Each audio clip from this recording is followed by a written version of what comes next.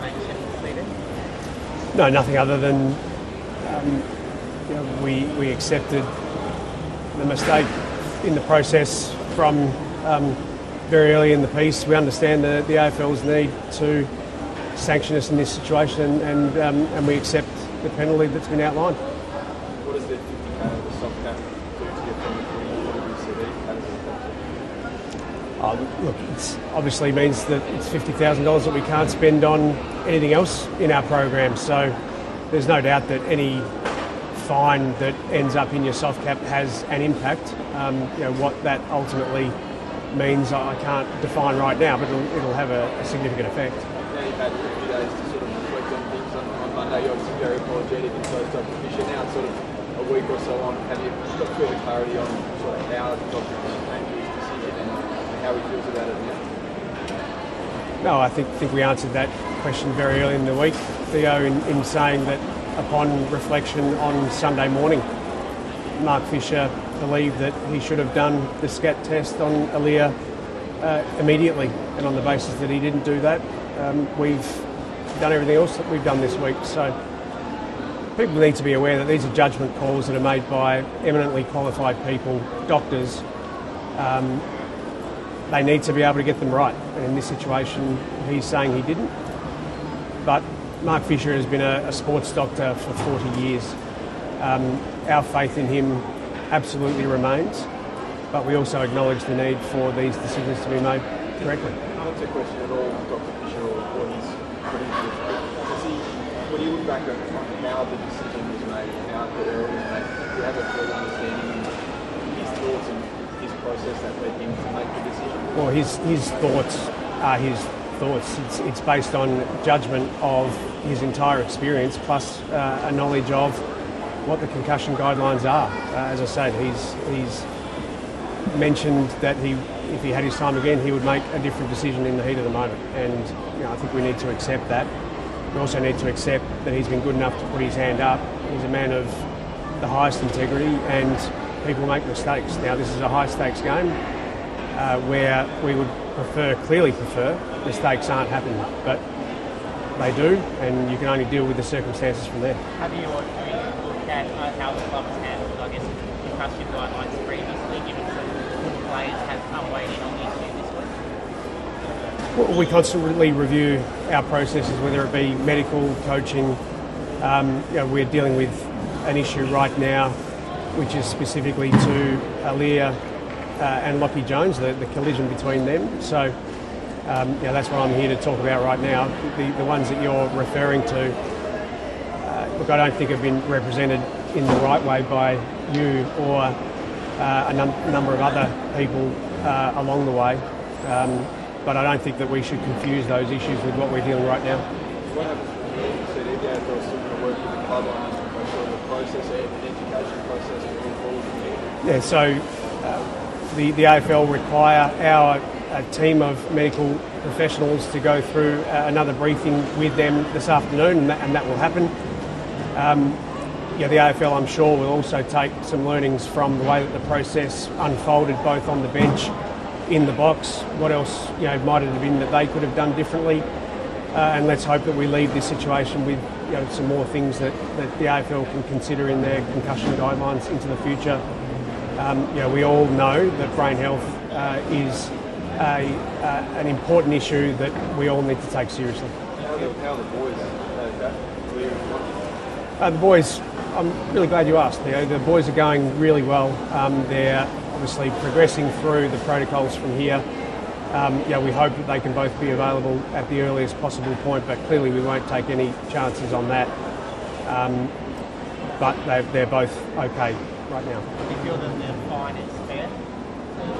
Well, it really doesn't matter what I think. The club has accepted the penalties as they are, and we acknowledge, as I've said, that brain health is a really important topic for Australian rules football. With premiership, the potential of the premiership points for our pitch, does that mean too harsh, I guess, given it's not the first issue we've seen the club get transgressed? Well, that was never part of the consideration. So, the AFL set the penalties, not the club. There's no period of negotiation in this as I say, we put our hand up very early in the piece and we passed it over for the AFL to make their judgment on. Clearly, the public has also made a judgment, which I acknowledge and we have to accept. What do you think the club's learning or will be today, just as the industry, what sort of learnings can come out of this? Well, just the importance of the process ultimately being followed. We are talking here about a stepped-out process in which our doctor is suggesting that if he had a time again, he would do one part of that process differently. That doesn't mean that his clinical diagnosis would have been different, but he acknowledges that the process in its entirety wasn't followed.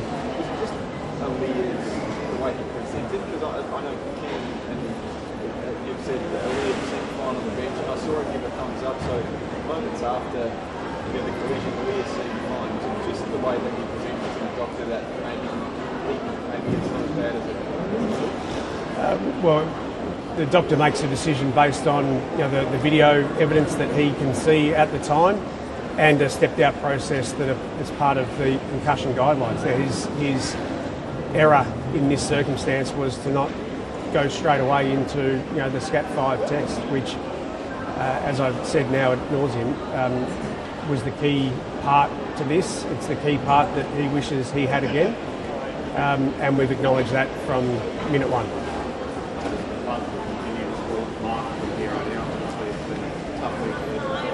Sorry, I didn't quite hear.